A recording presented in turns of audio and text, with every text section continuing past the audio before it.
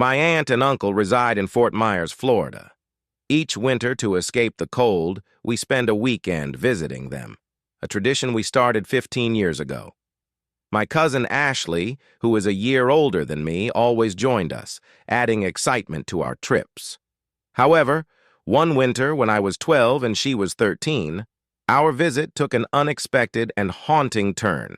It all began with a family dinner. We gathered around the table, savoring my aunt's delicious cooking.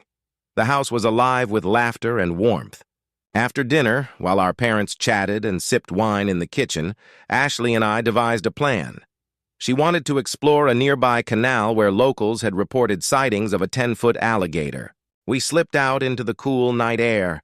The streets were eerily quiet, with only the occasional rustle of leaves breaking the silence. We made a stop at a 7-Eleven for snacks, where the cashier cautioned us to be careful. As we neared the canal, the air grew thicker and the surroundings became swampier. Ashley kept talking about the alligator, but my mind was elsewhere. Suddenly, Ashley froze. "What's that guy doing?" she whispered. Ahead of us, a man stood completely still. He wasn't looking at us, just standing there like a statue. We hesitated, unsure whether to proceed or turn back.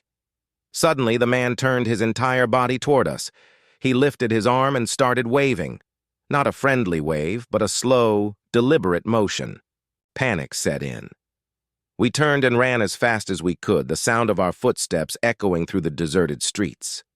We didn't stop until we were out of breath, hiding in front of a small yellow house. We caught our breath and started walking back, but then we saw him again. He was standing under a streetlight, his face illuminated. He had slicked back hair, a crooked nose, and a sinister smile. He started sprinting toward us. Ashley screamed and ran, and I followed, heart pounding. We cut through yards, hopped fences, and finally made it back to her house. The back door was locked, so we knocked frantically. Our parents opened the door, their faces a mix of relief and anger. We claimed we had just gone to 7-Eleven. They were upset, but relieved that we were safe. To this day, the memory of that man's eerie silhouette and sinister smile haunts me. We never spoke of it again, but I understood why our parents were so strict about us not going out alone at night. Fort Myers was never the same for me after that.